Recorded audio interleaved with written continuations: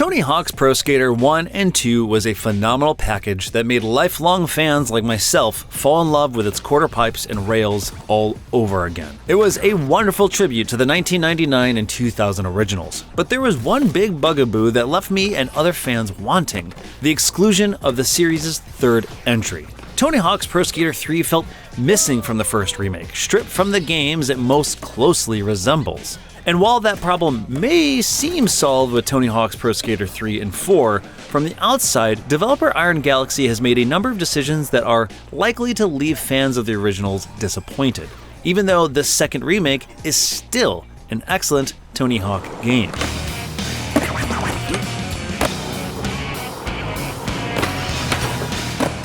The original 3 games fit together perfectly, with each subsequent game adding new mechanics that made the series' trick system feel complete by Tony Hawk's Pro Skater 3.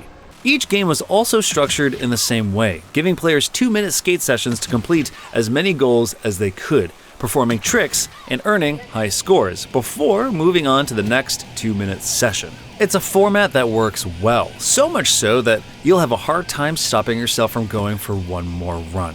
However, it's not how Tony Hawk's Pro Skater 4 was structured, with the fourth game instead opting for freely roamable levels that mission-giving characters called home. Time limits only came with specific challenges when the likes of pro skater Jeff Rowley asked you to steal police officers' hats, or a college student pleaded you to take revenge on the local frat boys. In Tony Hawk Pro Skater 3 and 4, the levels from 4 have been retrofitted to behave and play like levels from the first 3 games. That means fewer goals per level, no mission givers, and a time limit to top things off. The decision to turn 4's levels into facsimiles of those in the original trilogy is a disappointing one, even if they are still a blast to skate around in. Tony Hawk's Pro Skater 4 was when the series started to inject more personality and more edge into the formula, which was expanded even further in Tony Hawk's Underground games. Now, instead of helping Ollie the bum fend off the pink elephants he's hallucinating, you just collect all of the inexplicably floating elephants because the game tells you to.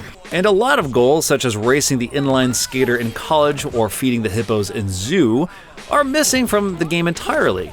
In fact, Zoo doesn't even have animals, and, along with Kona, has instead been turned into a competition level, the likes of which were only seen in the original 3 games. Competition maps are restricted to 3 one-minute rounds with no goals.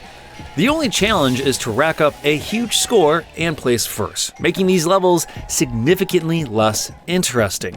2-minute rounds with an assortment of challenges would do much better justice to these levels.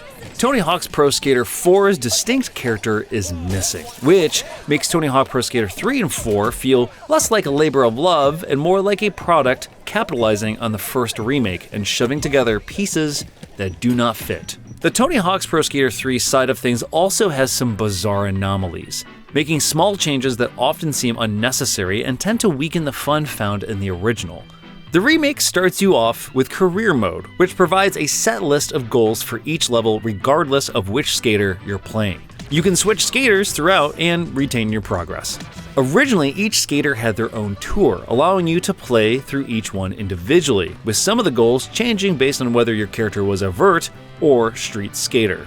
Instead of forcing a street skater to perform a more difficult airwalk over the escalator in airport, you would instead be asked to crooked grind around the baggage claim.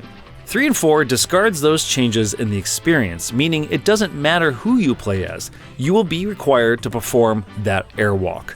The SKATE letters, those collectibles floating in tough-to-reach places in each level that players need to grab as one of their goals, also no longer wait in spots that are specific to your kind of skater. Instead, they've been assigned to a single set of locations in each level across Career Mode. Another odd choice is a new requirement to find a toolbox before completing the Raise the Ferry goal on cruise ship. This necessity was not present in the original game, and for some reason, the toolbox isn't highlighted and floating the way similar objects are, like the X for the Help the Thin Man goal in Suburbia. Skater Island's secret area is already revealed from the jump, rather than hidden until players discover it, which was confusing at first, but I suspect it has to do with another secret area that the developer added to the once secret pirate ship. These changes may seem small and insignificant to some, but they're disappointing and confusing to fans who find these levels as iconic as World 1-1 in Super Mario Bros., and who are looking for that nostalgic skate in a remake that should aim to honor those memories. Some of those memories actually can be revisited in Tony Hawk's Pro Skater 3 and 4, eventually. After completing every single goal on every single level, you unlock Pro Goals. These are an extra set of 5 challenges on each level, which vary in difficulty.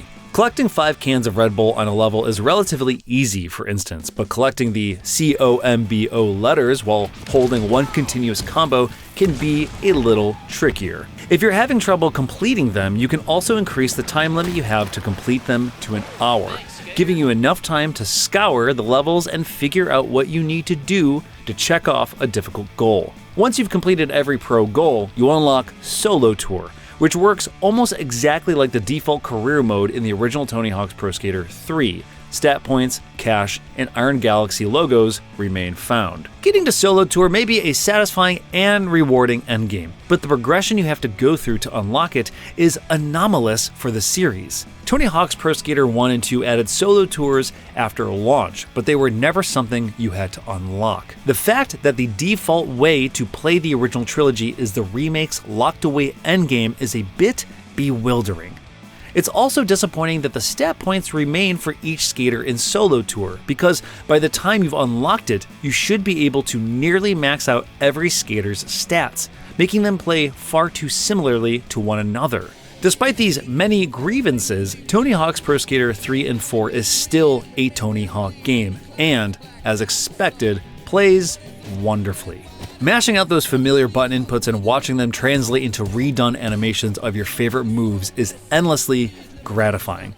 Whether it's a kickflip into a Benihana before reverting into a manual, or utilizing trick extensions to keep the most ludicrous grind you've ever seen going for ages. The levels are also beautifully redone, bringing incredible life to maps once stuck in the PlayStation 2 era.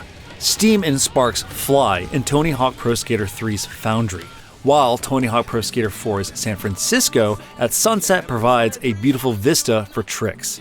And despite maps on the Tony Hawk Pro Skater 4 side having fewer NPCs, they're still great skating playgrounds.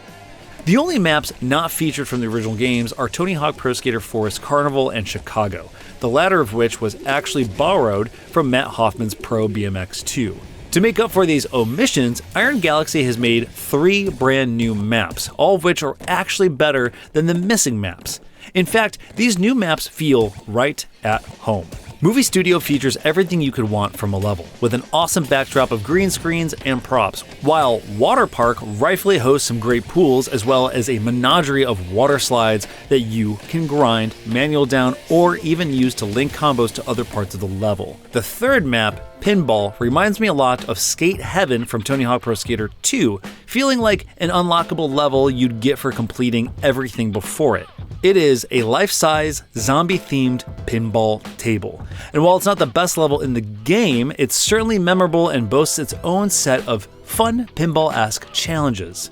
In addition to great mechanics and marvelous levels, as a series, Tony Hawk's Pro Skater is responsible for introducing people to a litany of pro skaters and a cacophony of bands and rappers.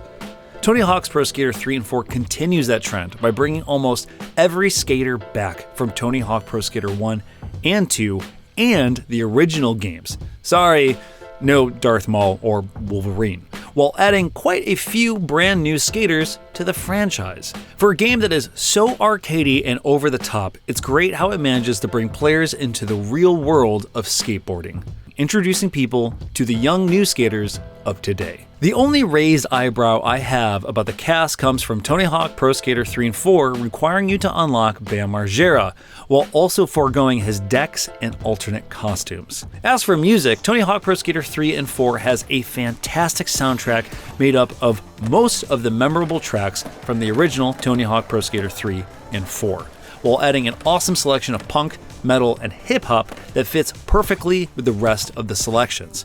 There's no "I'ma Swing It" by House of Pain, but I'm happy to report that I once again have North North by Vince Staples stuck in my head.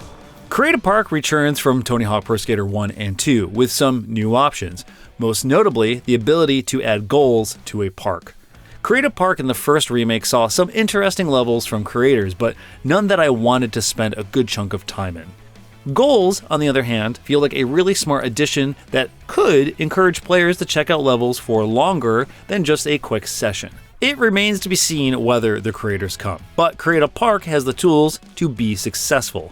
Now, super quick, before we get into the multiplayer section of this review, I just need to mention that we don't have a ton of footage of this due to the game not having been out at the time of the review, so just, bear with us with the footage that we have on hand. Multiplayer also sees a return with a bevy of competitive modes like Trick Attack, where you battle for the highest score, Combo Mambo, where you try to link the highest combo, and Graffiti, where you do tricks on sections of the level to paint them your color.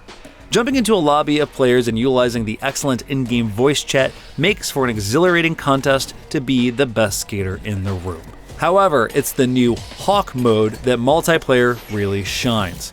Hawk is broken up between hide rounds and seek rounds.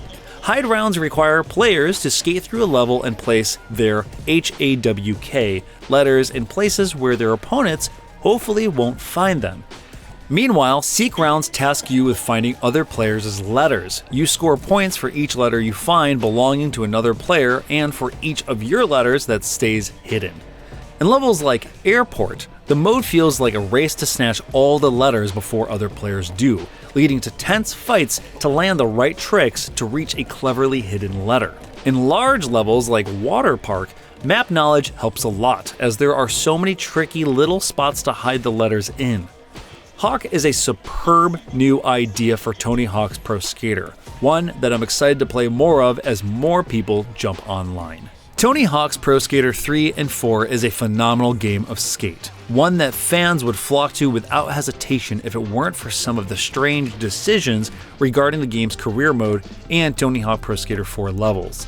Some of the changes feel needless, and overall, Tony Hawk Pro Skater 4 just doesn't fit as well into the same structure as the original 3 games. It's also disappointing that newcomers won't be able to experience the 4th game the way it was originally intended.